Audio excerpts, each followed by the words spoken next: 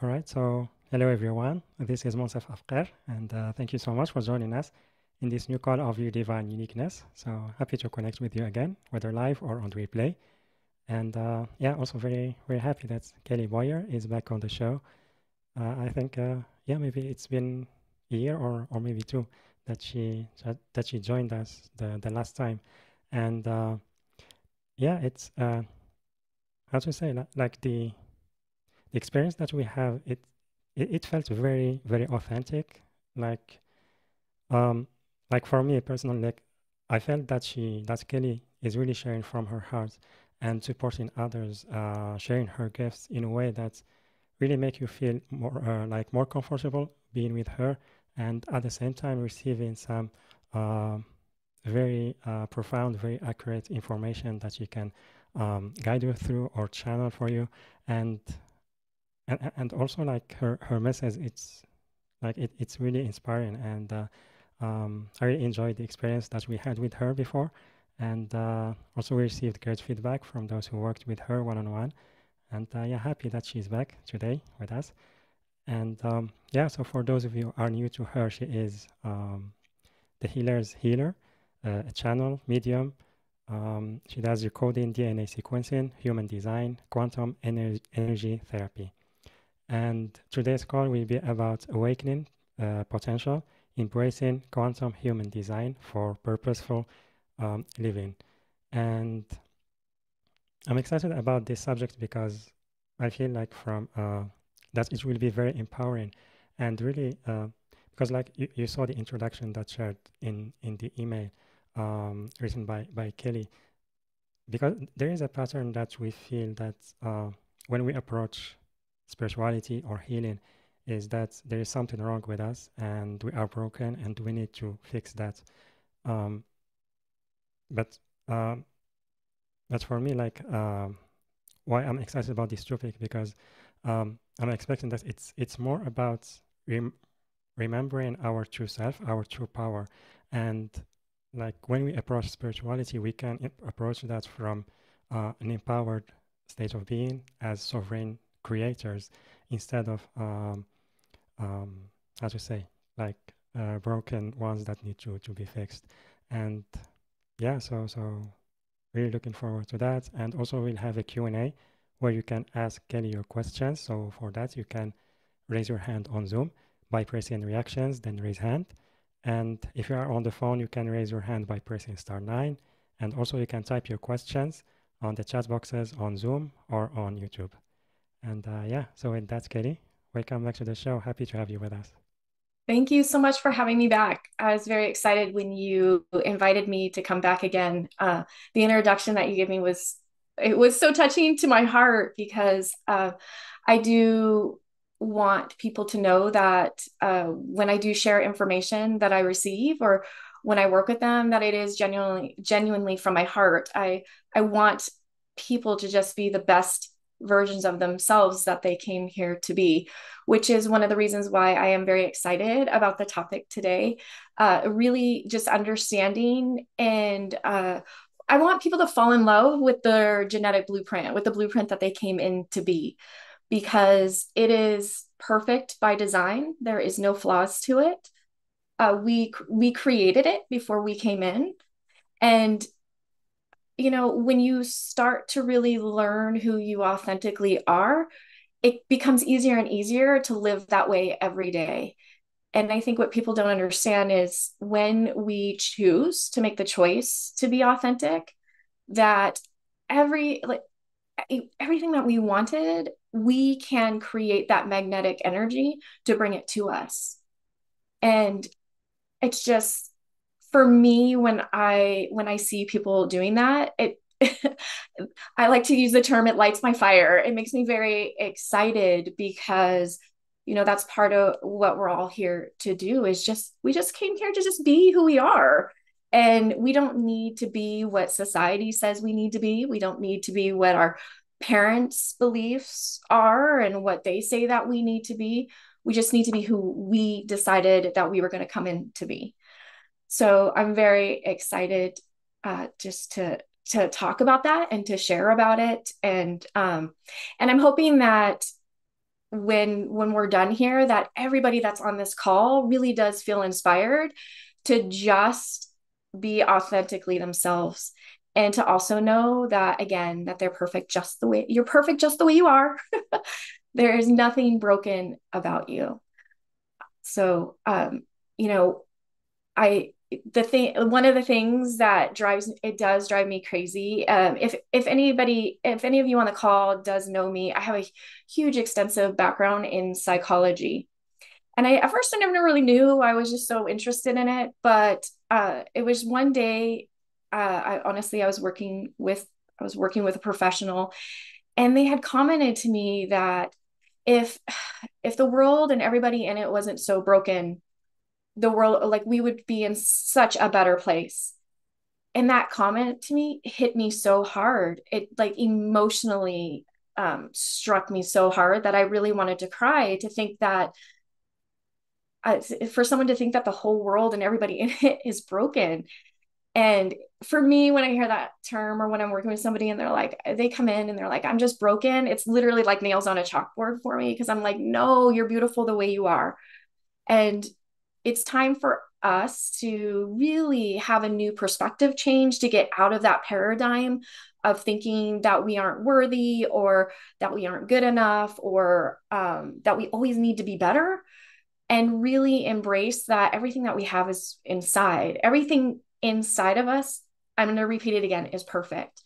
And when we start peeling off those layers of limiting beliefs, societal conditioning, even stuff that we've learned from our parents, or that we claim it's, genetically I'm like that. When we start peeling off those layers, we really get to the raw version of who we are. And the raw version of who we are is exactly what our soul came here to be and to express. So I'm very excited to hopefully help people really understand, or really kind of just have another perspective of what it means to choose to come here and be not only a human being, but a spiritual being. And having, we're spiritual beings having a human experience. So what does that mean? And how do we navigate that? So I'll pause right there. I get going and I can't stop. So Well, yeah, that was very beautiful introduction. I really love it. Um, and yes, so before we go deeper into that subject, I would love if you can share with us and with those who are new to you, like how do you work with others, and like the different modalities or approaches that you use when working one on one. okay. Yeah, so I really do enjoy working with people one on one, because the moment that you and I connect, I really what people don't understand is that the instant that we connect, I literally am seeing into your soul. I am seeing your entire genetic blueprint. I'm seeing what you chose to come in here, what dualities you want to experience. I can see the experiences that your soul has had during this lifetime and other lifetimes. But the reason that I say that is because having that soul connection when I work with somebody really helps me know, number one, which direction we need to go in, and how to compassionately and empathetically navigate that. Um, I want, like, when I get to know people, like, I really do mean it, that I want to get to know you on a soul level, because that is who we are. And then also, to the moment that I start working with people, I start seeing your DNA sequencing and your genetic makeup. And for me, that helps me be able to see, number one, what we need to turn on, what we need to maybe recode that has been turned off or has been recoded due to, all those things that I mentioned, all those paradigms, those limited beliefs, and everything else. But I also genuinely want to get to know you as a human being, because that's what we're here. We're here to evolve spiritually, but we're also here to evolve, um, like humanly too. But one of the other joys that I get to experience when I'm working with people is that I get to meet your whole spirit team. I get to meet your angels that come in that are following you around, whether that's a guardian angel or an archangel. I get to connect with all of that. And to me, even though you and I are working one on one, we have so much support that even when I'm guiding you through what I'm guiding you through, I'm asking I'm going to say your whole team to inspire you, to open up your heart, to really help you feel and experience the things that your soul needs to experience, because when your soul experience it, believe it or not, you express it on a human level too. So then the whole world gets to experience all this beauty and greatness that's inside of you. So and then you mentioned modalities. I do have a lot of modalities that I can work with by nature. By my design, I love to learn, and I love to learn new things because, again, it goes back to we all are unique in our own way. There is nobody here on this planet that is exactly the same. And I even question twins. Twins are not exactly the same either. They may be here humanly the same, but in all honesty, their DNA, their genetic blueprint, their souls are not exactly the same. So with that being said, we are all here and we are all unique. So on that level, when we talk about modalities, I know that not everything resonates with everybody. Not everybody connects with one particular type of modality. So my first and foremost is healing. Is I am very much a quantum healer. I do that on a very psychic level. I've been psychic my entire life. I've also been a medium my entire life. But when I get to connect psychically, again, that really lights my fire. I love doing that type of work. And it's within that work where I think when we connect together psychically, because everybody is psychic, we can really do some healing on a really deep level. Not the surface band-aid type that oftentimes happens. I'm talking on a very, very deep level. And in all honesty, so now I have also added to my toolbox quantum human design. I was led there spiritually. I got a download that says you need to expand this. I didn't quite understand it at the time. And then as I began to dive into it and get further into it, I realized that one of the reasons this modality was brought to me was because it really does map out everything that you are. It's unbelievable what you can find within your own genetic blueprint. And you can also, believe it or not, as we work through that, I can see the DNA sequencing changing, reprogramming, or even just opening up. So it's there's, I mean, in all honesty, there's a lot of stuff I do. I also have a therapy background. So I'm like, you name it, I probably have tried it. But it's important for me to be able to connect with you on a level that works for you. So Yeah, beautiful. Thank you so much, Kelly. And yeah, so about like that's pattern or limiting belief that we are maybe naturally broken and we need to be fixed.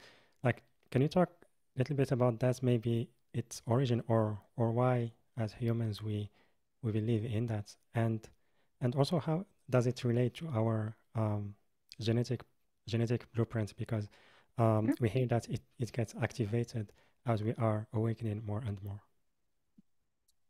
yes, actually, I would love to talk about this. So the truth of the matter is that when we come in, from the moment that in all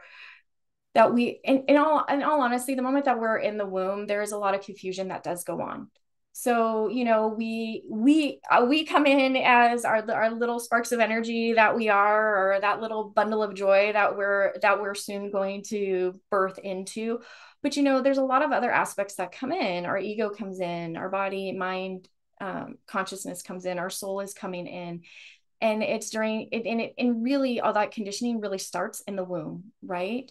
So we can hear what our mother, our mom is saying. We can hear what our father is saying. We can hear, we, if our mother is having a good or a bad experience, we're experiencing those frequencies. Everything is based on frequencies and energy, right? So just because we think that we're protected in that mom's tummy, it doesn't mean that frequencies and energy don't that they're not coming in. So from the moment that we're in that womb, there's already conditioning that's happening to us.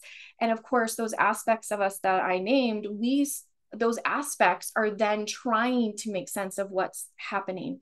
So again, we're already creating our, believe it or not, our own limited conditioning without even trying, to be honest.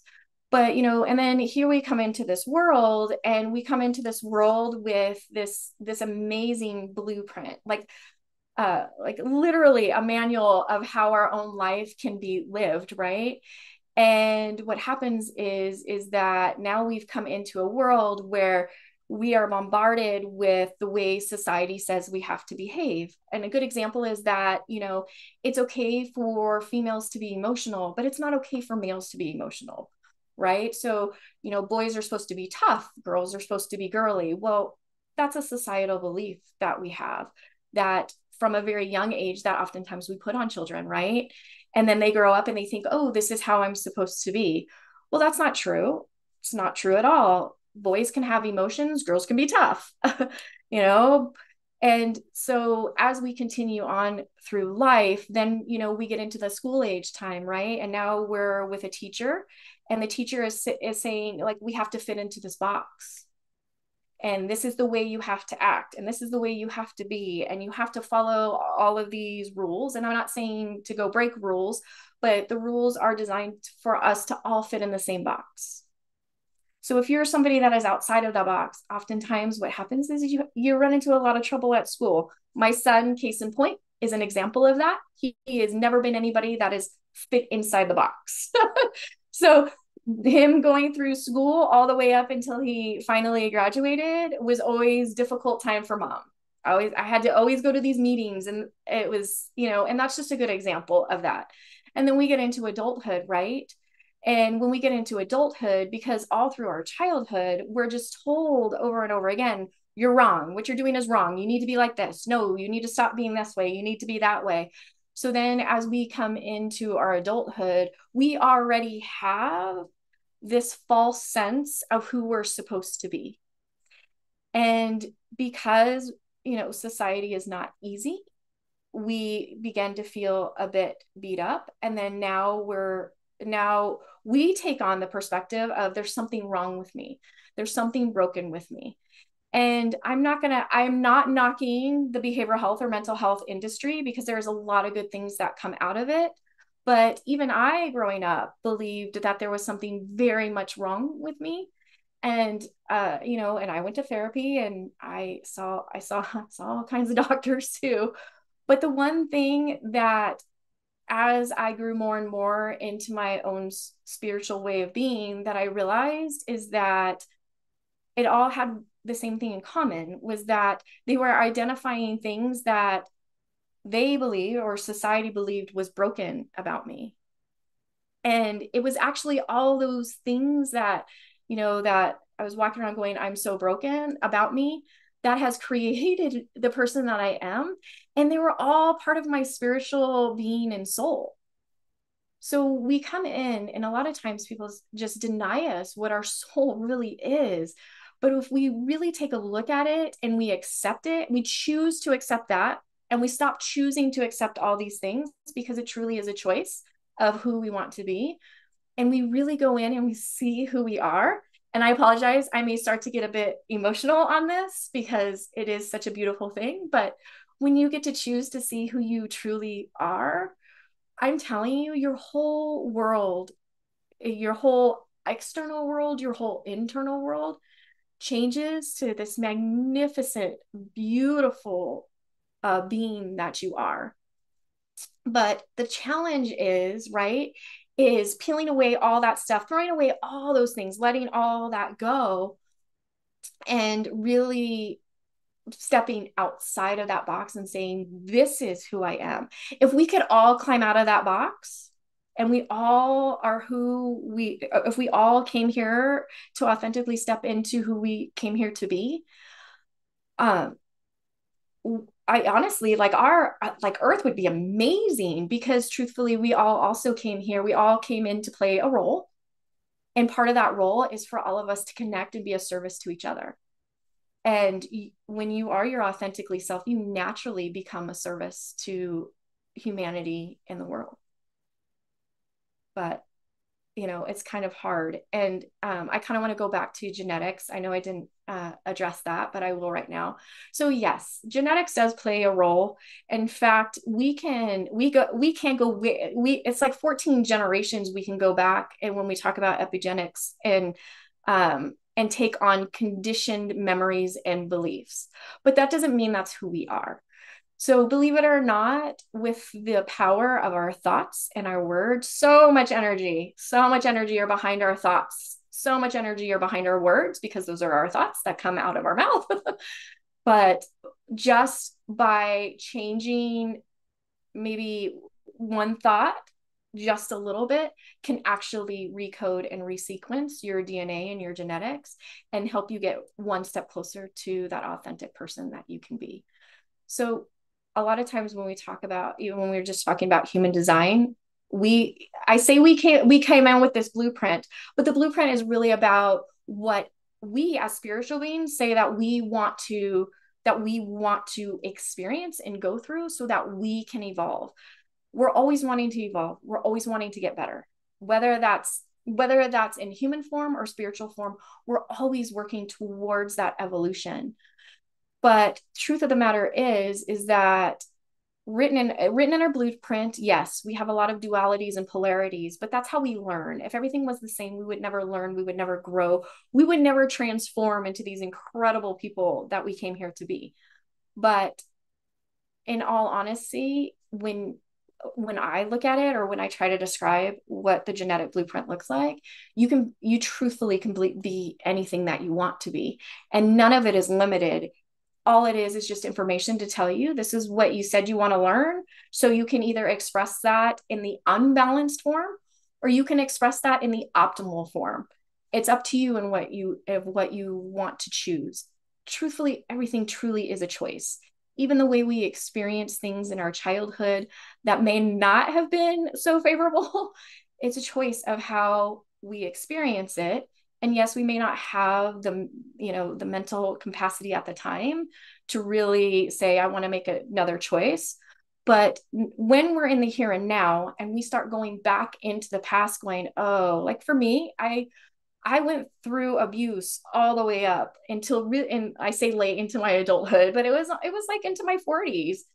And I kept going back to the past and honestly and replaying it and reliving it.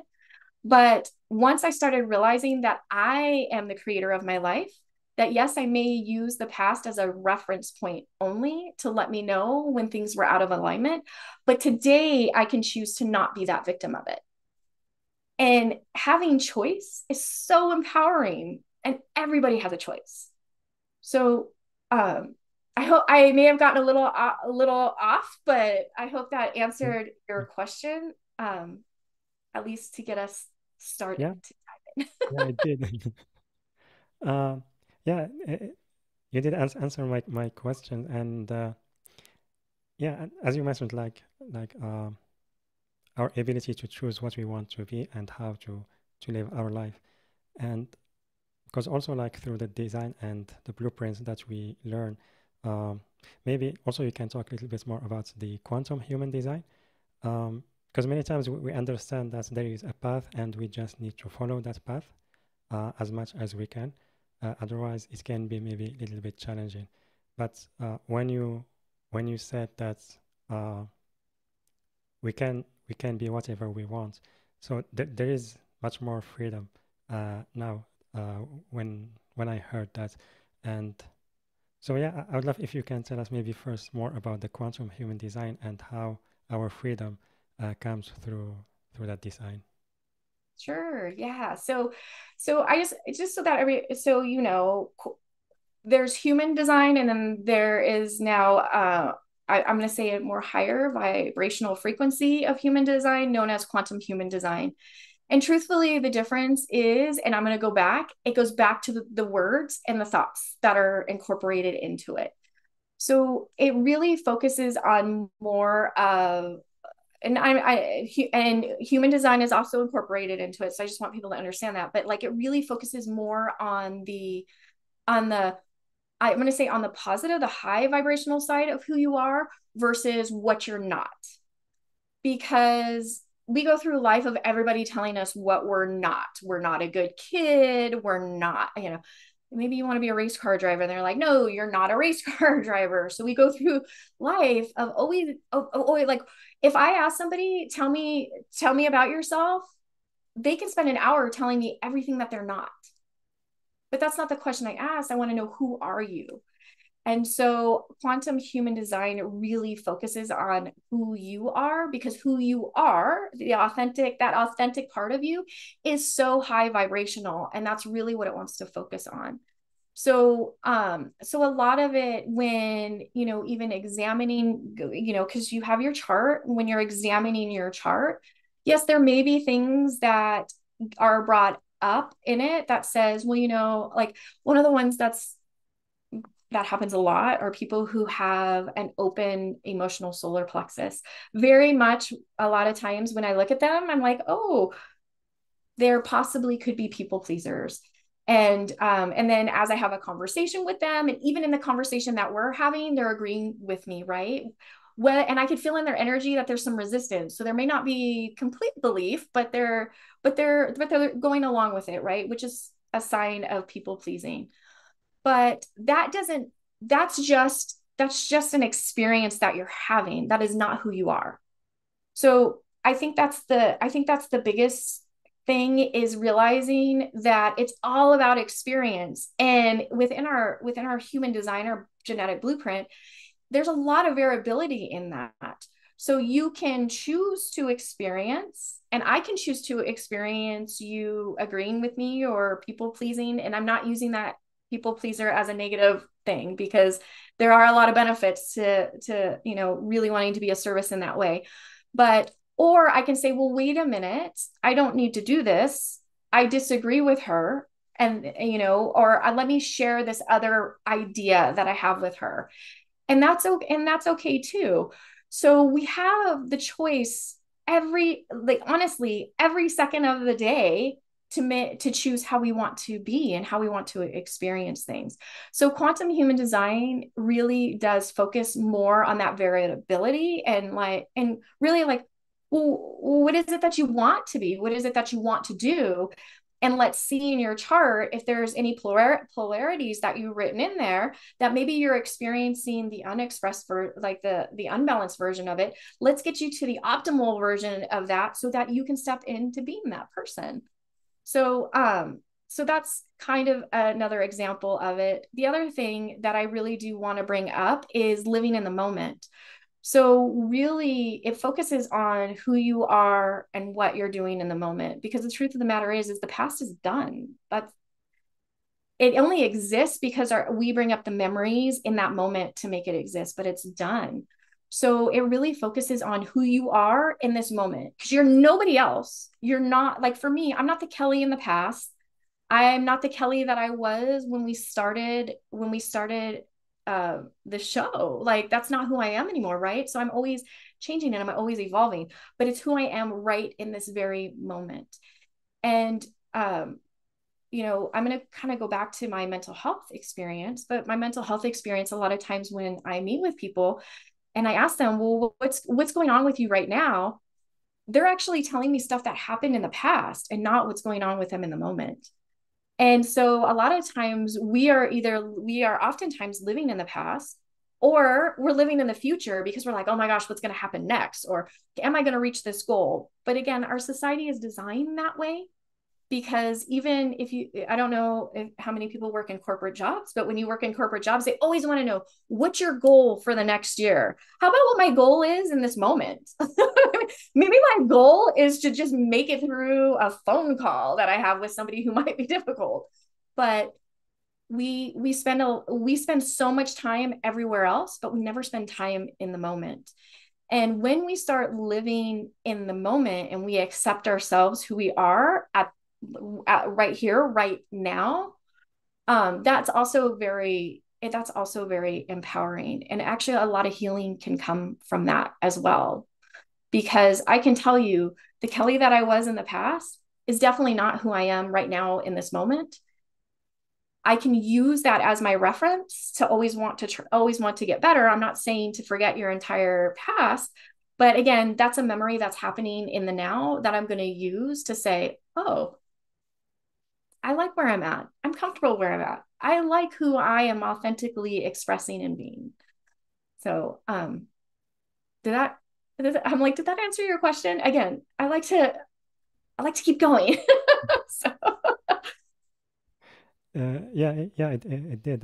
Thank you so much, Kelly. And yes, so also like more about the quantum human design and how can we use it to inspire us in the way we create, like in our creativity, in relating to others, and also mainly because many now are focused on being of service and sharing our gifts, and we see more and more people awakening to that. So how is it that, like, do we approach it the same way as we approached the normal human design? yes, it is very similar. So we do have our type. So, there is the five types. So the names are slightly different, but like for example, we have our manifestors in quantum human design, they're known as initiators. We have our generators who are known as our alchemists, right? Well, I'm going to kind of go back a little bit. So when we talk about our manifestors and our initiators, that's exactly like your title is exactly what you are. Like you have the ability to really create and bring that into fruition.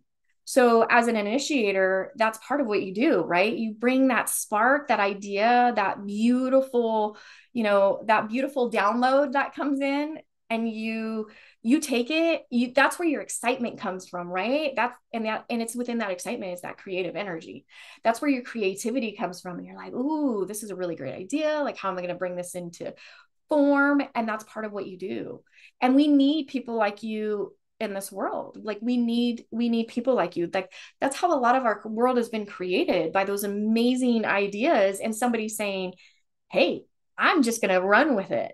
So if we have an amazing idea, one of the things with a manifester is that they don't have that sustainable energy.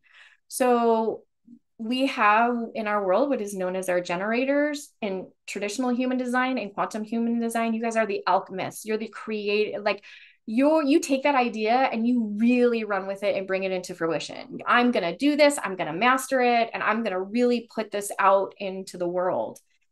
And so I like to call you guys really the busy bees of the world, because you love to stay busy and you love to figure things out and you love to make things really work and really happen.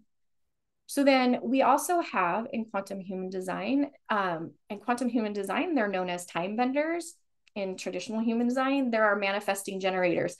They have the best of both worlds, right? They have the idea, but they also have the sustainable energy to go and do. They're usually the people I always know when there's a manifesting generator, because they're busy, busy, busy. And if I talk to them, they've got like 10 different projects going on all at once, and they're all amazing. They want to tell me all about them. And to me, I think that's incredible, but that's how your energy works. Your energy works where you are like the kings and queens of multitasking, and you have that energy to keep going. And oftentimes, when I'm working with a manifesting generator or a time bender, one of the things they tell me is, I always hear that I need to stop having all these projects and I need to focus on one thing. I can tell you, if you're working with me, I'm never going to tell you to just focus on one thing, because that's not the way that your energy works. And you work so quickly, which is why you have the name time bender, because it is almost like you have the ability to bend time with how quickly your energy and your blueprint works. So then we have people that this is my design. I'm a projector, and quantum human design, we are known as the orchestrators. So we love manifestors, we love manifesting generators, we love generators because we are the ones that come into this world that provide the guidance, we provide the wisdom, and we just innately know what people need or even what the world needs. So we love to get into a project. Honestly, we're kind of like the project managers. We like to get into a project and we're like, "Ooh, don't do this. Try this." And that's something that is extremely exciting for us. And then lastly, we have what are known as our reflectors, which in quantum human design, they're known as calibrators. And they are literally here to just experience the world, experience people, just really just like I don't even know any other word except to have experiences. And to me, that's very exciting. I would love to just experience, be open and experience everything. But at the same time, reflectors or calibrators, they oftentimes have a difficult time because they're experiencing everything in the world, and that can be very heavy and hard. And a lot of times they come in and they talk about being disappointed in the things that are happening. But it's if again anything with quantum human design is really taking whatever the I'm going to say the other side of everything that I described, and really turning it around in a perspective change. So anyways, I totally went off and forgot what we were talking about, but I'll just go back. Quantum human design is very similar to regular human design, but again, we're going to focus on all of the amazing things that you are, and not all the amazing things that you aren't, because again, what you are is who you authentically are. Well, and I do kind of want to keep going because a lot of times when people come for a human design or a quantum human design reading, they want to know what their purpose is. Like everybody wants to know what their purpose is. You know, when I came in this world, I'm like, I want to know what I'm supposed to be doing, because part of what my design is I always feel like I'm meant for more. Like my life really has to have that meaning in everything that I do. And so a lot of times we connect purpose with what we're doing. And that's not the truth. In fact, we come into this life, and if we use purpose as the things that we're doing or we're accomplishing as the definition, then we have many purposes when we come into this world. And like, for example, part of my purpose was to be a spiritual healer. But, like, again, if we go back to that definition of doing, I'm doing that. I'm helping people find their own healing to heal. The other thing is part of my purpose was I was supposed to be a mom. But, being a mom is the stuff that I'm doing, that I'm taking care of. So if we can change what our idea of what purpose really means, the purpose is, what did you come here to authentically be? So when we put it in that perspective, and then we look at like our type, which is, the five types that I rattled off. When we look at our type, that's part of our purpose of why we came here to be. We came here to be a manifestor. We came here to be a generator. I came here to be a projector. And then we're also going to look at our strategy, because we didn't come in here saying, hey, you're going to be a manifestor, but it's not written into my design on how I can do that, right? So we're going to look at our strategy. What works for you? Because not everything, whatever works for a manifestor doesn't work for me as a projector. But when I have that understanding of how that strategy works, I'm stepping and I do it. I make the choice to do it. I then am stepping into who I authentically came here to be. And then there's other nuances, such as like your authority, because your authority really does drive your strategy. So I am gonna talk a little bit about myself in this sense, because I really studied it. Not that I don't know anybody else's, but if we're gonna really drive home the point, I'm gonna use myself as an example. So as a projector, I struggled for so long with pushing, pushing, pushing. I wanted people to hear me. I wanted people to see me when they didn't understand like the wisdom or that I was telling them. I pushed and pushed and pushed and pushed and pushed until I had no more energy left. As a projector, I don't have sustainable energy. In fact, projectors' energies oftentimes goes like this. And or I overworked myself because that's what society said, like production is everything. So I would overwork myself and I would run out of that. I would run out of that energy. And usually it's in that energy where I'm really pushing. So when I started really understanding quantum human design and I looked at my role from a different perspective, because one of the things that oftentimes I hear when people come in and they're projectors, they're like, oh, I have to wait for an invitation to be invited. And how long do I have to wait? And that's so hard. Well, no, well, number one, that's okay because not everybody is going to take the wisdom or the advice or the mentoring or coaching that you have. You have to wait for the invitation for the person that's ready for it. Because when we try to give that to somebody who isn't ready for it in our design, it sucks our energy out right away, and then we can't do anything. And I don't know about you, but I want to be able to be creative for as long as I possibly can before I need to rest. So when I looked at it, I thought, wow, my like part of what I do when I'm authentically myself is that I provide all that to people who are ready to listen, who want to go out in the world and really take what I have to say to heart and know that I am meaning it authentically and genuinely, saying it so that I can help them be the best version that they can be. But it is hard when you think that, oh, I just have to wait for that invitation. But again, I'm going to go back. We are the creators of our own being. We are the creators of our own reality. If you want an invitation, you have to use that creativity to get that invitation or that recognition. And so one of the things when you were talking about when I'm working with people as a projector, I ask a lot of it'll appear like I ask for permission a lot, but really what I'm asking for is that invitation. So you may share something with me, and my next question will be, I have an idea about that. Can I please make a recommendation? The moment that you say yes, you have now allowed your energy to let me in.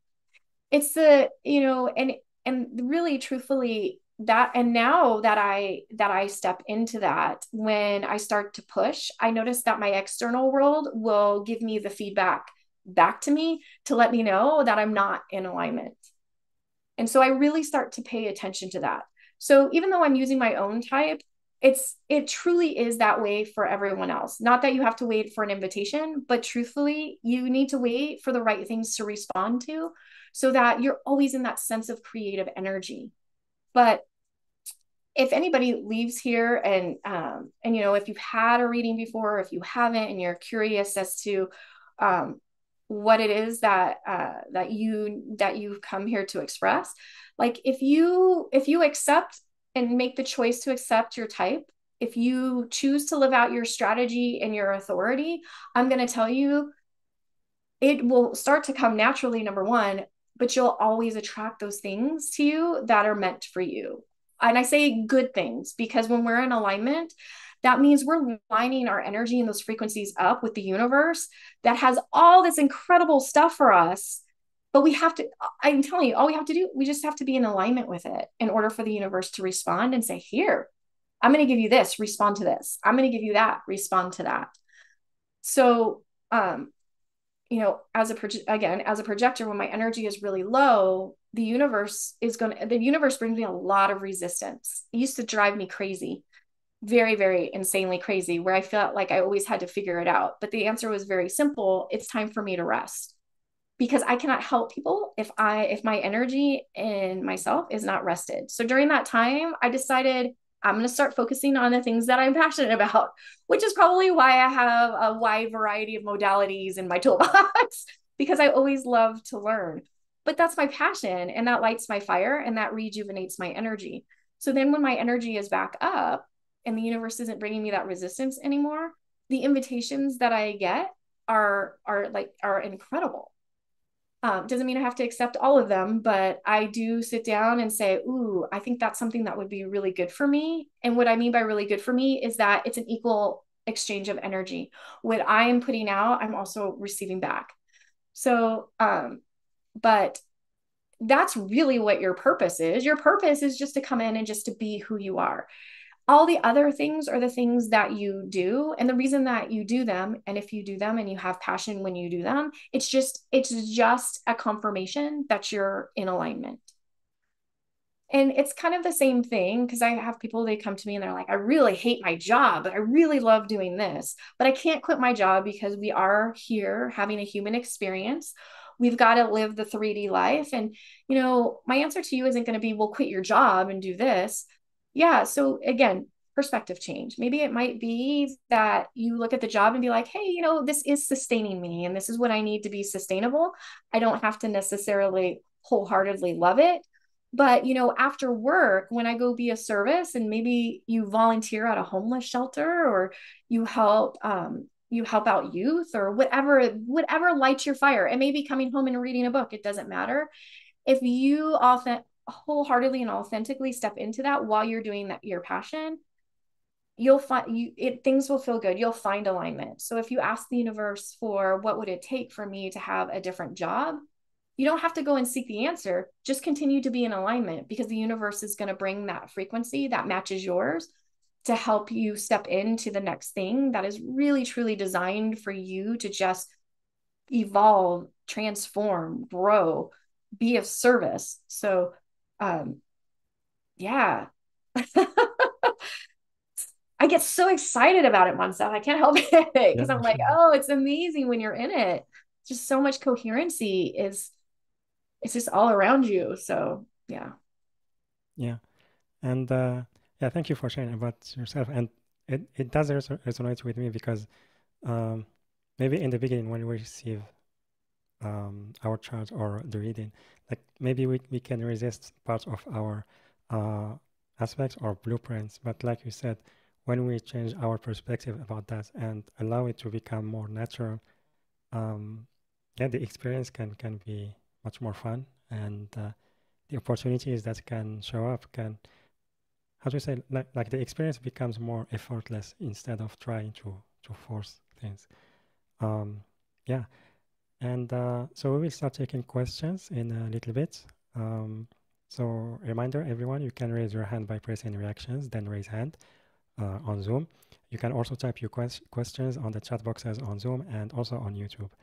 And before that, Kelly, I would love if you can tell us about the two one-on-one sessions that you are offering to us. The first one Yeah. is 70, 75 minutes one-on-one foundation, um, quantum human design reading session. And the second one is 30 minutes one-on-one intuitive quantum heart-to-heart reading session.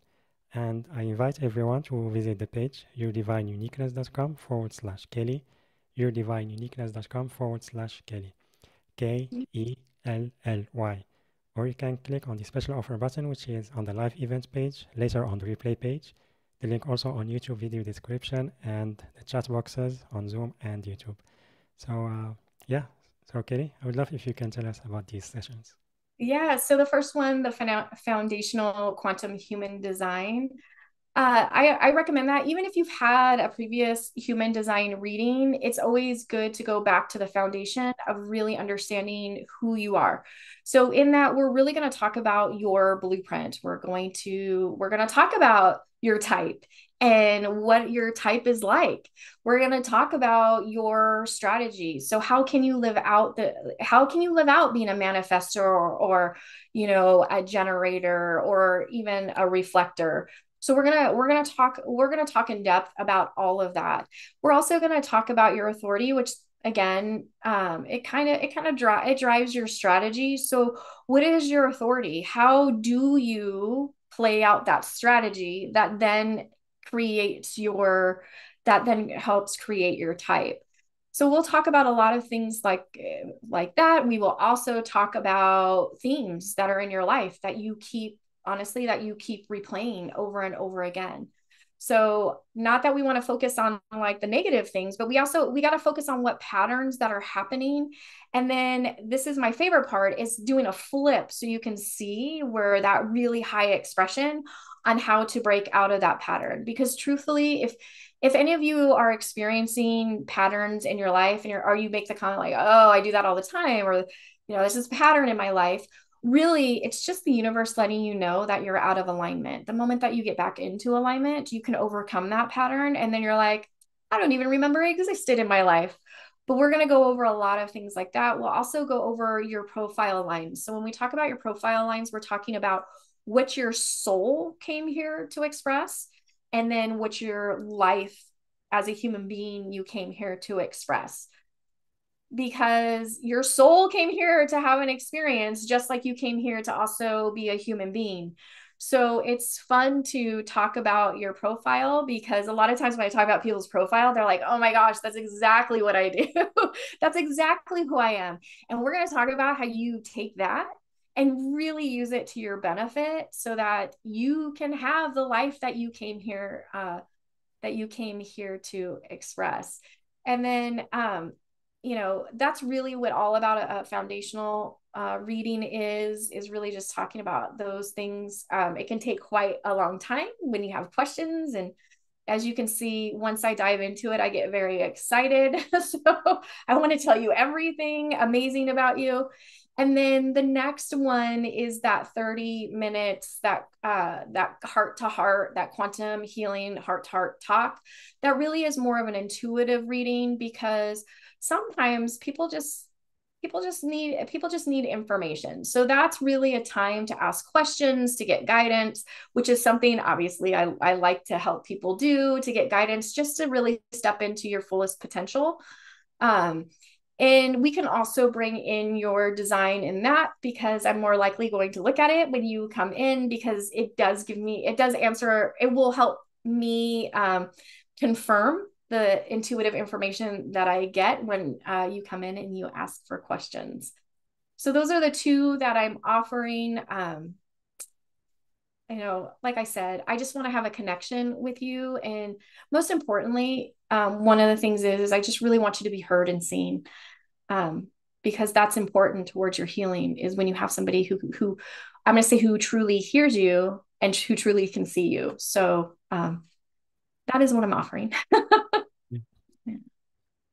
Beautiful. Thank you so much, Kelly, for being available for offering the two one-on-one sessions to our audience. And yeah, as you say, like um, the last time we received like really amazing feedback from people who worked with you, and also I always feel happy to share your work with our audience, and yeah, feel honored to do that. So thank you again for that. And yeah, again, everyone, I invite you to sign up to one of the two sessions using the link yourdivineuniqueness.com/Kelly, yourdivineuniqueness.com/Kelly, Kelly. Or you can click on the special offer button, which is on the live event page, later on the replay page. The link also on YouTube video description and on the chat boxes on YouTube and Zoom. Yeah, so let's start taking questions. So we have a question from Ria on YouTube. After a career break, I am actively trying to restart work and relocate to hometown, researching on a course on digital marketing. Do you think a course that I look forward to could help me towards career?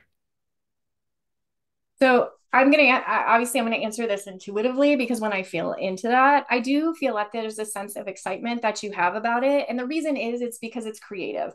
So the energy that I'm feeling from you is that you do love creativity. You like to be outside of that box.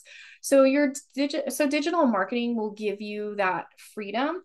I'm going to tell you the way that you approach it is also going to determine whether or not you enjoy it or not.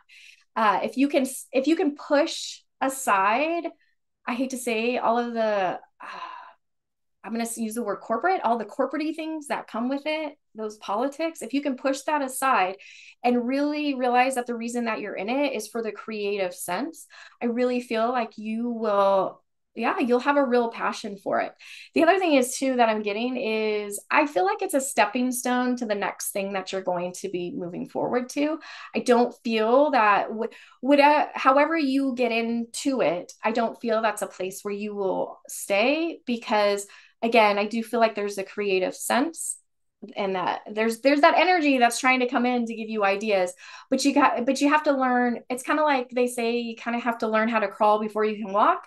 I feel like that's kind of where you're at, and just be open to the energy and the opportunities that come, and be discerning, because what happens is when you're in that part where your passion is really lit up, we do have a tendency to have all these opportunities come to us. But I want you to trust in your own intuition and your own creativity of what avenue to go to. But I do feel that you're headed in the right direction. And again, remember, it's going to be a stepping stone. It's it's not going to be like wherever you land at that moment, it's not going to be forever. You're going to take it and do more with it, is how I feel. Hope that was Beautiful. helpful. Yeah. Thank you so much, Kelly. And also thank you, Aria, for your question. We'd love to hear your feedback if you are still with us live. And let's see. Tanya, can you please unmute yourself?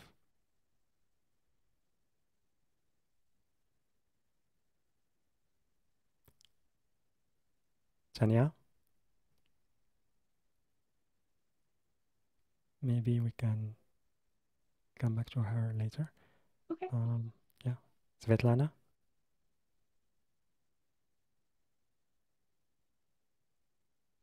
Oh, I'm so sorry. I thought you said Tanya.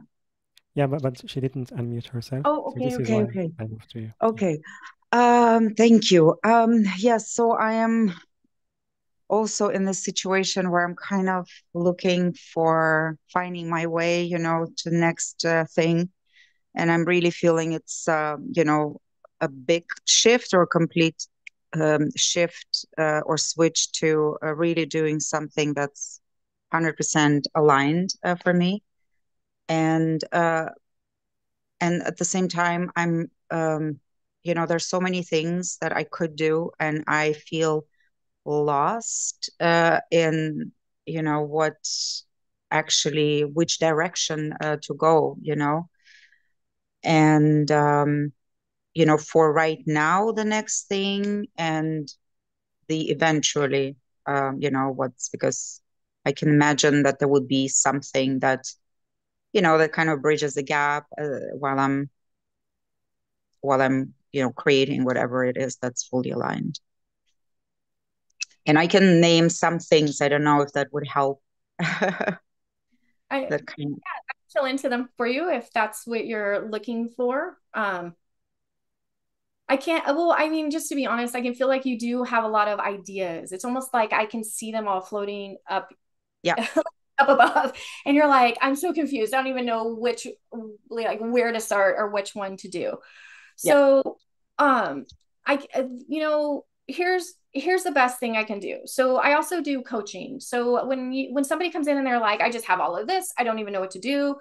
I always recommend writing it down, because there's energy that is in it when you write it down. Even if you have a mile long list, it doesn't matter. Write it down so you can get the energy out of your head, like somewhere else. Because when you have so much energy in your head and it just keeps building up, what happens is it can create paralysis or stagnation.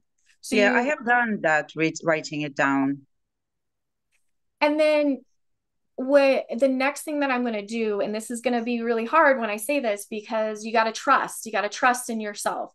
So for example, if I have a list of if I had my list and it said I want to do energy healing, I want to coach baseball, I want to um I don't, maybe I want to be an actor, and all of those to me, or well, coaching, maybe not baseball. Mine would be soccer. I grew up playing soccer. So maybe it's coaching soccer. But I go into, they may be all exciting to me, but then when I go in and I sit with it. And so once if we have a few minutes, I would love to do a quick alignment so people understand what I'm saying as I say this.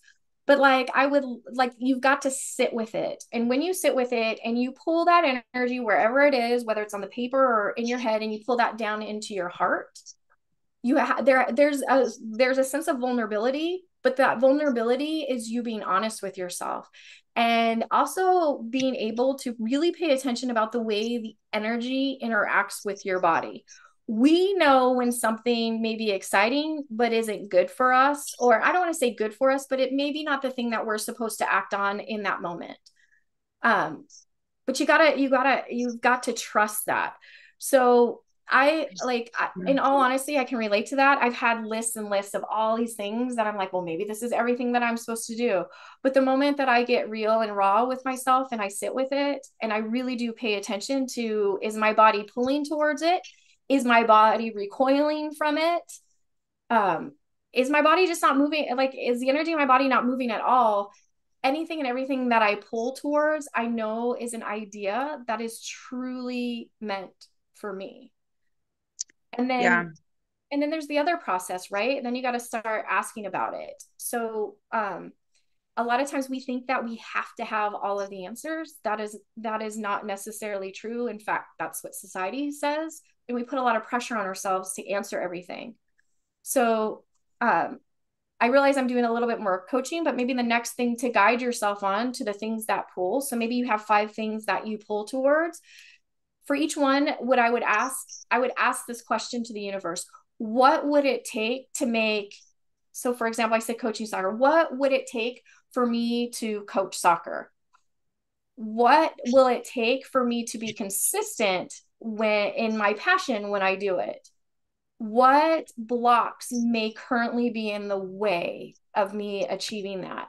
But all you have to do, I give you those questions, but you come up with questions that feel good for you. And then you know what I'm going to tell you to do? Let it go. just let it go, because now you have put that energy out into the universe. If you start finagling with those frequencies, the universe is going to get it's going to get the message that there's confusion or chaos. And guess what? It's going to bring you more confusion and chaos, because truthfully, our universe kind of does work in absolutes. It knows yes, it knows no, but it doesn't know maybe, because maybe is chaos.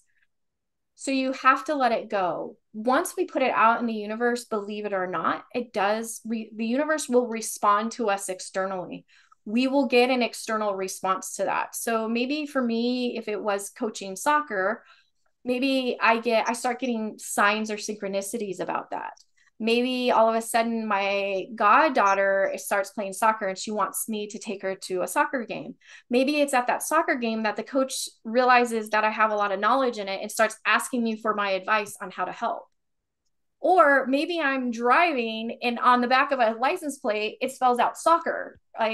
So you have to also have to pay attention to what the feedback that the universe is giving you. That was a lot. So what else did you have? Well, this is all not new to me, and I have done all these things that you mentioned.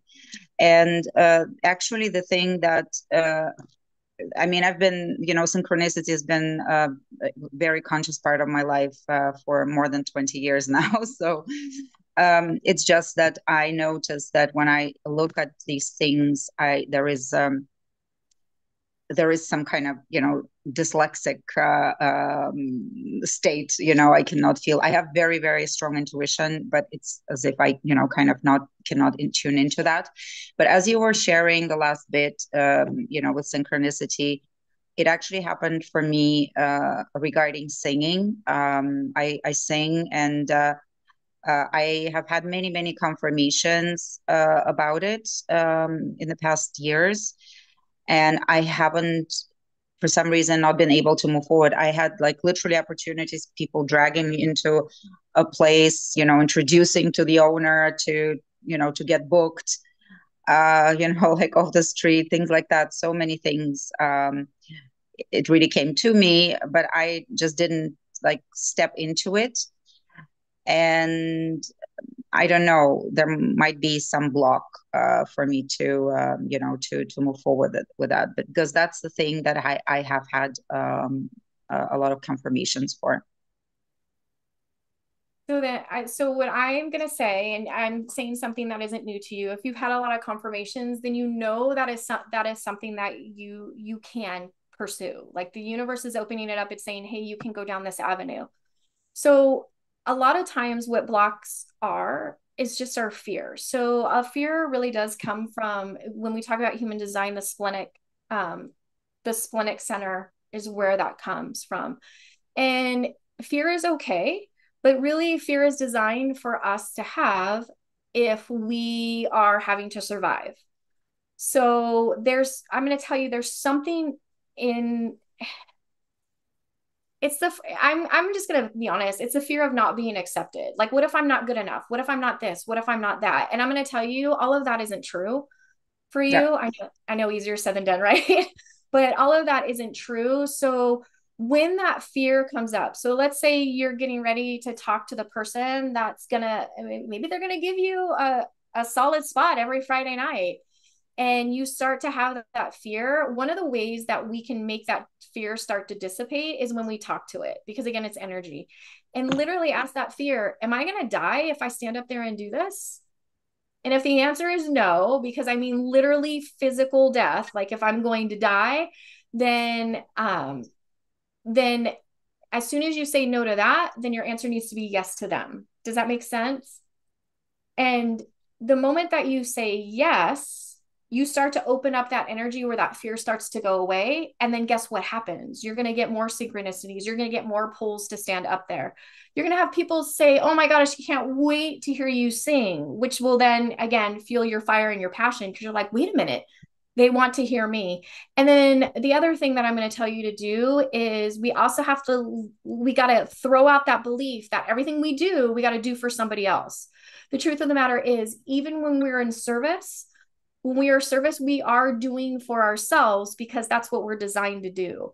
So if singing, I'm going to tell you, if singing lights you up and that is your passion, whether you want to do it in the shower, in the car, which I try to do and I can't, I'm awful at it, but I think I sound very good. But like, if it's standing up on stage, man, I'm going to tell you, go for it. And I keep hearing from the angels that you do have the voice of an angel. So know that too, if you're standing on the stage and you want to be of service, that the vibration and the tones from your singing alone is going to heal everybody that is in that audience. Yes, I know that. Yeah. That's my favorite energy work. Yeah, it really is. Like that's I'm going to say that's who you are. So, I'm going to say it again. If you have that fear, or that's what your block is, it's fear, and you aren't going to literally physically die. I mean, I'm going to tell you, the first time you do it, it's going to be like an addiction for you, and you're going to just keep doing it and doing it and doing it, because the energy exchange that you're going to get back from the people that you heal is going to be tremendous for you as well. Yeah. Thank you. Thank you. Cool. Yeah. Yeah, thank you, Svetlana. And also thank you, Kelly, for the reading and the guidance. Let's see. First, I want to read feedback from Ria. True, love creativity.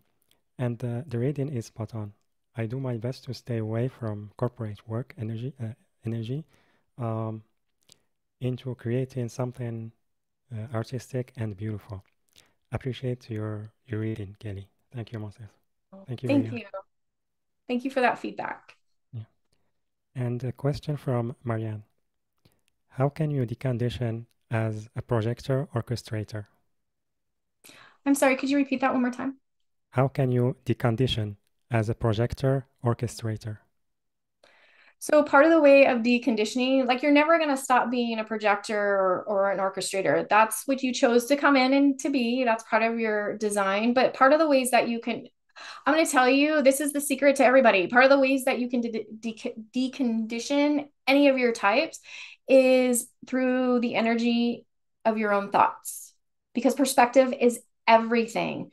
So if you can change the old narrative to, I'm this, I'm that, and it's kind of like that, and you change and you say, hey, I want something different. You just got to start telling yourself, whether it's out loud or in your head, a whole new story. So for example, I'm going to tell you, I was really sour on the fact that I was a projector. I'm not going to lie. I'm going to be very honest. I was like, why did I pick this? Like almost to the point where I was even using the word hate. So as I was like, oh, I'm a projector. This is awful. And it is one of the hardest types to be. I'm not gonna, I do want to give credit where credit is due, but because that was what my story was and my narrative, and then included in my narrative was, well, you know, I attract everybody that abuses me. I do this, I do that, right? Because that's part of your story too. The moment that I changed my perspective and I said, well, wait a minute, as a projector, I'm very beneficial. Like I can really help people with my wisdom. And yeah, I don't want to just give it away to people who don't want to hear it. Like I want to give it to people who are ready to take it and run with it.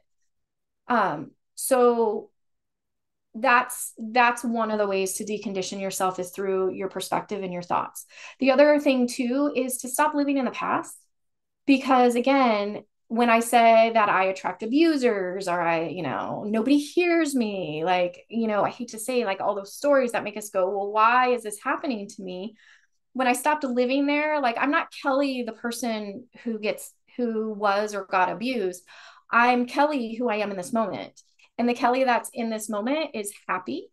I love life. I love what I do. I understand that I may have ups and downs days, but I get to choose how to experience that. I can either stay in the experience of my negative funk, or I can choose to get out of it and say, hey, that was just an experience that I had. I learned from it. And now in this moment, this is who I am. So in all reality, like I always go back, like thoughts have so much power. And even in mental health, when you are doing therapy or anything like that, a lot of times therapists will talk about changing your thoughts, because our thoughts and our words also affect the coding and the sequencing within our DNA. Our cells have a reaction to everything that we say. So if I am in that phase of I want to have, like, if I'm having a low day and I want to experience the funk, I physically don't feel good. My cells don't feel good. They don't have energy. They don't have motivation. And maybe they are talking to me going, yeah, this is a really, really bad experience for you. Or I can change that conditioning, because that's part of what it is our brain is conditioned to, I hate to say, to kind of see disaster or kind of have that negative outcome. That goes back to survival. That goes back to our caveman time. We're not caveman anymore. But if I can shift that and say, no, like I want to feel better. Like it was just an experience. And maybe the experience I had really had nothing that was related to me, but I internalized it. I'm going to let that go. And now the rest of the day is on the up and up. And then I'll start to notice that my body feels better. My cells are a little bit more active than down in the dumps. I don't feel like I'm a victim of something that happened. I took control over that, because how do we lose victimhood? When we take control over ourselves and we don't give that power away. So a lot of that conditioning is all about mindset and changing the way taking whatever happened and spinning it more towards, how do I choose that I want to experience that? How do I choose how I want to take my power back? I don't know if that was helpful. I hope so, but and it takes a lot of work. It's not easy. It's not like something that, you know, we go like all of a sudden, you know, we wake up the next morning and we're this happy-go-lucky person where I see everything as, you know, rainbows and unicorns. Like that's not true. Like that's part of our human experience, is to keep that in our awareness that we have that control. We can control ourselves and the world around us. So, and also remember, if you are feeling that feeling, or however you're experiencing that, guess what your external world is going to show back to you, because we're mirrors. Everything that we have on the inside is going to reflect on the outside. So for example, if I'm feeling like, and I go to the grocery store, and I'm using this example because it happened to me the other day, because I was feeling pretty and my energy was gone. I went to the grocery store and I asked as I was checking out, I asked the grocery clerk, I'm like, how are you? And in all honesty, the way that I experienced it at that moment was she gave me a snarky response. And of course I'm like, but of course, when I came back home and I decided that I wanted to have a different type of experience, I was like, wow, I asked her how she was doing and I didn't even look at her as if she was a human being.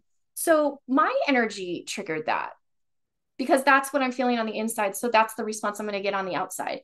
And I don't take it personally. I don't try to take it personally because sometimes I'm human and sometimes I do. But if I am taking it personally, it probably really isn't personal. It was just the response that I got back that's telling me, Kelly, you're out of alignment today. You need to work on that limiting belief or that conditioning that you just expressed or that you're expressing right now. And I have that choice to go back and say, that's not what I'm going to do. So, just as a side note, the next day I had to go back to the grocery store, went through the line. It was the same clerk. So, this time when I asked her how she was doing, I smiled at her. I looked her in the eye, and I'm going to tell you the response that I had was way better than the energy that I put out before, because this time I chose to have a different experience, not the same one. And I didn't go into it thinking, oh, she's just really moody all the time, because that's not true. So, I hope that was helpful, but it really is all in our perspective and the way that we think. Mindfulness is so important. Ever, if you guys ever practice anything, practice mindfulness, because you can talk about being the creator of your own world, or, really taking your power back. It's through mindfulness for sure. Yeah. Beautiful. That was very inspiring. Thank you so much, Katie. Oh, And also thank you, Marianne, for your question. yeah, She thank was, you. yes, very helpful. Thank you. And Laureen, can you please unmute yourself? Hi, both of you. Thank you for doing this. Kelly, I don't know if you would remember me, but I'm thinking it was about a year ago that I had a one-on-one with you, and I'll just give a quick update. I'm an opera singer that is very stressed out because after 36 years, I'm feeling ageism and kind of like the push, you're not good enough and everything. So that's one conundrum in my life. And then my husband was diagnosed with young onset dementia, and you helped me do this absolutely beautiful spiritual bonding thing with him that I treasure all the more because he did pass away in May. And so I just wanted to get back to you to say thank you so much. I'm heartbroken. You had warned me that our recording would disappear, but my internet skills didn't help me. I went back to listen to it and it was gone. So I'm just trying to recall all that we did in that session. And I'm so grateful. You're a really wise person. And when you were just speaking with Svetlana and the singing and the, perspective, it felt like you were talking directly to me. So I don't know if I necessarily have a question other than if you can see me and see my aura now. I'm always trying to figure out what the future holds. And I've learned to trust because beautiful things have happened even in the worst circumstance of my life. My husband dying after a decade of illness. But beautiful things oddly have come out of that, like a caregiver who is now part of my family because he took such beautiful care of my husband. So can you give me any advice or pointers? So I do remember you. I saw your name and I was like, oh, I totally remember her. Because I'll be honest, I don't always remember everything that we talk about, but I do remember the energy and the feeling of it. And it was beautiful. Oh my gosh. Yeah, you absolutely have a beautiful soul. And I'm really sorry to hear about your husband. But I can hear him. One of the things he's saying is there's a part of you that there. Okay, so I'm going to go with your logical. There's this logical part of you, and this is going to sound really funny when we talk about spirituality because we don't connect spirituality with logic, but we do. Like we have minds and brains. There's this logical part of you that says, I know he's here. He's here. I want to assure you that he's here and that I can talk to him, right? But then there's almost like this other sense of you that like kind of tries to talk yourself out of it. And it's actually your ego that I'm hearing. And your ego's kind of going, oh, this is silly. Does that make sense? So so I don't want to say that it's almost like it starts and then it kind of just falls off. So I want to tell you that your husband is there guiding you. And even in the moments, I'm going to say a lot of the moments that are really good are the ones that he brought to you. And the reason being is because you sacrificed yourself. And I do remember you having sacrificing energy in your aura last time. And now when you reminded me about your husband, it does make sense. Like you sacrificed yourself, Okay. And I don't mean that in a bad way, because your sacrifice was all about service. So your husband wants to help you, because when we are of service and we are helping, it does come back in return. Even if we're in those moments of like, we're like, oh, this is really hard, because being a caretaker is one of the hardest, I don't want to say jobs, but like things for us to do. Like, we do not take care of ourselves when we are a caretaker. Know that this is your time. So, you gained a family member. And it's also opening up space, and I can already kind of feel the resistance, but I really hope that later you really hear this. It's opening up the space for you to do the things that you want to do. And as cliche as that sounds, I want you to know that it's not, because it really is. The only thing that's standing in the way of that is you thinking that you have to either get permission for someone else or give yourself permission to do it, and you don't. Just, if you want to do it, go do it. Obviously, I don't mean by go rob a bank or something, do something good, but just go do it. Because when you were taking care of your husband in those moments, you were a caretaker. You right now, you're not a caretaker. So you're not bound by all those, unfortunately, all those limitations that you felt like you had. They're all gone. And I'm going to tell you, if you go and do it, your husband's going to come along with you and enjoy the ride with you. Like, he's going to live through his spirit vicariously through you. So go do that. And there's something else that you've been questioning, whether or not, if like emotionally you would be able to handle. I feel like it's an activity that you and your husband once used to do, that there's like a sense of guilt or something if you were to go do it. Does that make sense to you? A little bit. The caregiver, beautiful soul that took care of my husband intimately for over 6 years, has received all kinds of signs and has dreams and feels my husband touching him. And we've both experienced smelling things in the house. And I'm very open to all of that. And I honestly a little bit envious that the caregiver gets it more than I do recently, but it's actually rightfully so, because they were more intimately in touch with each other, especially at the end of my husband's life.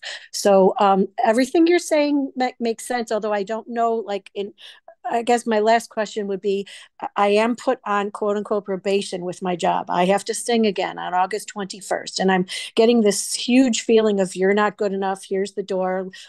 Give the space to a younger person.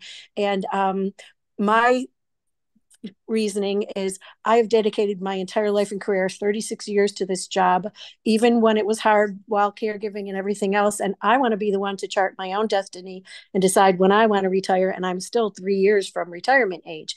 So I guess my other question would be, are you sensing any vibes as far as what's happening with my career and profession? Am I in my own way, or what do you recommend? So I'm going to be very direct. Yes, you're in your own way. but hear me out. So that spot that you have, that you said probably belongs to a younger person, that's your own limiting belief, and it's a block you're creating for yourself, to honestly, to put more pressure on you, and to like, it kind of feeds into that resistance. I'm going to tell you, there is no such thing as time. There is no such thing as age. We have to create that as like human beings, so that we can make sense of the world. But I'm going to tell you, you are the creator of your own of your own reality. So if you're going to sit there and say, well, it really belongs to somebody else, guess what? Your job isn't going to be very fun, right? Because everything that you do, you're going to think it belongs to a younger person.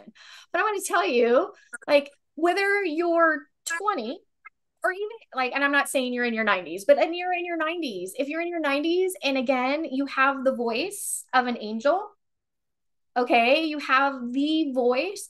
And let's say we have a 20-year-old, and yeah, her voice might be good, but like, I'm telling you personally, I'm going to go listen to the 90-year-old versus the 20-year-old. And it's not age, it's because it makes my soul feel good. So, you like, when you sing, it's the same thing. It's healing. So people feel good. They actually have like a spiritual experience where they step outside of themselves, which is an incredible thing to experience, especially when you're listening to like the tones and the music of everybody. So yeah, you're just telling, I mean, I'm just gonna be blunt. You're just telling yourself a bunch of limiting beliefs that hold you back. Because again, it goes back to that fear, right?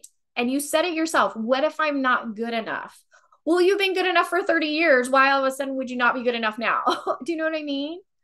And who cares if, like, I'm being honest. And of course, I know a lot of the things I say take trust and are hard, but like, who cares if in the opinion, the limiting belief of somebody else that your singing isn't good enough? Like, if it feels good for you, then guess what? It's good enough. Like, it really is good enough. And I'm telling you, you're good enough. Everybody on this call who has a passion to do something, the moment that you say, I don't feel like I'm good enough, or I may fail, it's a lie. You are good enough. And there's no such thing as failure ever. It's just feedback. You're just getting feedback on how you want to master it. And you know what? And maybe even the feedback you get, you're like, I'm very happy with the way things are. That's all that matters. Are you happy?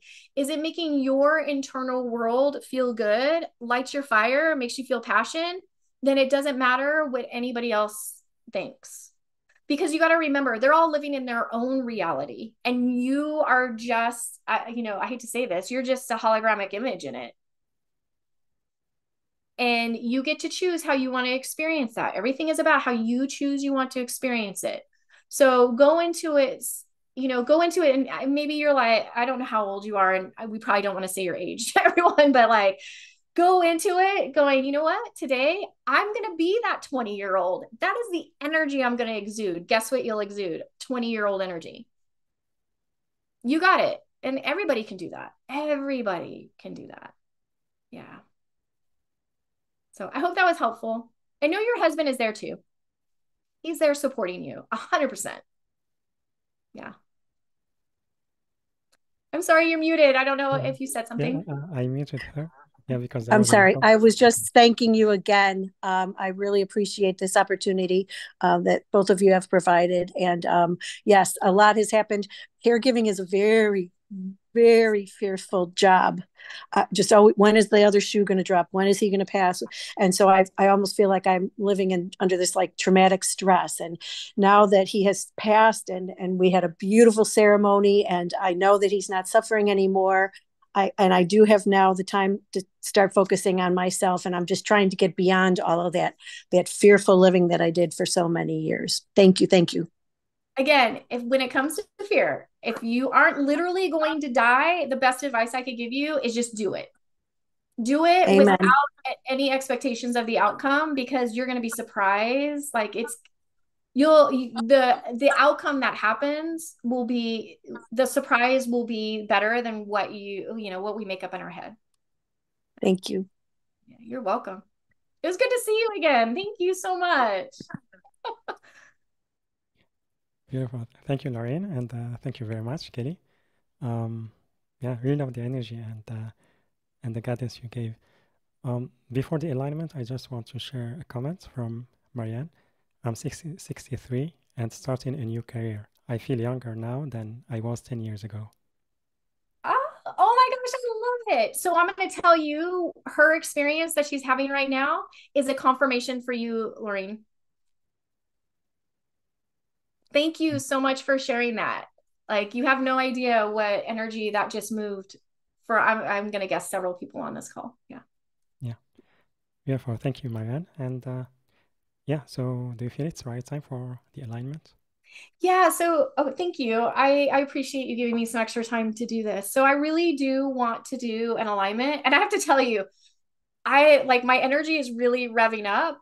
Like when I get to share and connect with everybody, my energy gets really hyped up. So I apologize if now I'm kind of moving a lot quicker, but that's why. But I really, and this is just something very simple. You can do it 2 minutes a day. You can do it 5 minutes a day. But I'm just going to kind of I'm going to walk you through an activation that all of you can do as well. So, and what I want you to do is we're just going to align. So inside of our hearts, when we're in alignment, what happens is we have what's called a magnetic monopole, and that magnetic monopole is what attracts things to us. So when we are in alignment with that, we really can attract to us the things that we want. And again, I want to say with the caveat that it might not be exactly how you imagined it. And quite honestly, it shouldn't be. It should, like, if you let it go, the universe is going to bring it back to you even better than you imagined. But part of the reason I want to do some alignment there is because when you really feel who you are, that's all that you need. So if you take 5 minutes in the morning, 5 minutes in the evening, just to go to your heart space, and really just align with who you are, then I'm going to tell you, coming into alignment begins to get easier and easier and easier, because now you'll start to pay attention to more things that if they come to you and you're like, oh, that doesn't feel good, don't, you know that it's not meant for you. If it comes in and you're like, ooh, this feels really good to me, you know that it's meant for you, because you're pulling that into that alignment because you are who you are. Oh, all right. So what we're going to do is I just want everybody just to close your eyes, and I want to make this as simple and easy as possible. And if you can, just put your hand on your heart space. You can put one or two, whatever feels good to you. And I don't even want you to do deep breathing. I just want you to pay attention to your breath. Because when we just pay attention to our own breathing, it automatically starts to slow down, because we are giving information to our body, our nervous system, and our cells that we are fully aware and fully attentive to what's going on. And so I just want you to just calmly breathe. And to help bring you more into awareness with who you are, I want you to just notice, did your breathing slow down? Is it nice and cool when it enters into your body? Is it nice and warm when it exits your body?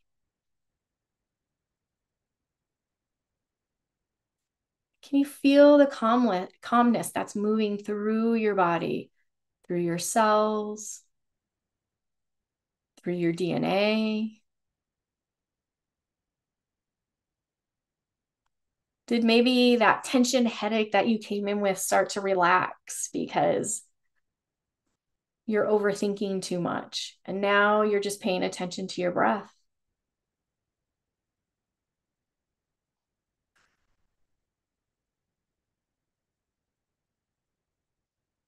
And once you feel that your body is nice and calm, and you actually are starting to breathe in a rhythmic pattern that is natural to you, I do want you to focus on your mind, on your head, and with intention, however you do this, maybe it's a deep breath in, maybe it's just through your thoughts or your words. I want you to bring whatever is in your mind down into your heart space. And as you bring that down into your heart space, we're going to ask that our heart space do some work for us. And all we're going to ask is for whatever it was in your mind, we want to see it from our heart, not with logic, not with anything else, just from our heart. And whatever doesn't align with that, we're going to ask that we just, with intention, we're just going to put that back out into the universe. We're going to put that back out into the universe with the intention that it belongs to someone else. And that, yes, it may be a thought that came in, but we created it, and it's okay. Maybe we created it for the benefit and service of someone else. We're just going to let that go. And as you give yourself permission in your heart space to let that go out into the universe to be used for its highest and best good, I want you to just really focus on whatever it is that remains. I don't want you to label it. I just want you to focus on the energy of it. Feel that energy. Feel how good that feels. And maybe it brings excitement. Maybe it brings you calm and peace. Either way, I want you to just feel how good that feels. And the more that you feel into it, the more we actually expand. And the more that we expand, the higher our vibration gets. And I want you to know all that you just brought into your heart that is there to stay. That, again, my favorite phrase right now, lights your fire, makes you feel good. Those are all parts of you. And I want you, if you can, and you don't, I want you to either see, sense, feel, or imagine yourself just hugging on to all those parts that are you, accepting them, embracing them, integrating them into your soul because that's who you are. And I want you to feel what that feels like. And it's going to feel unique. It's going to feel different to every single one of you because, again, we're not all the same. But know that that feeling, that amazing, amazing high vibration, that is yours and yours alone. And I just want you to sit in that and feel that. And the goodness of that energy is just aligning that magnetic monopole that is in your heart. And you don't have to necessarily be specific in asking what it is that you need. All we need to do is ask the universe to continue to bring forward everything and anything that is meant for me, that is in my highest and best good, that is in 100% alignment with who I am and who I came here to be.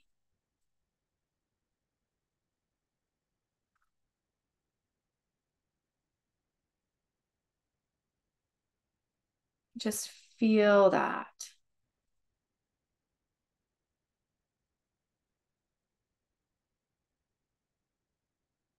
And then,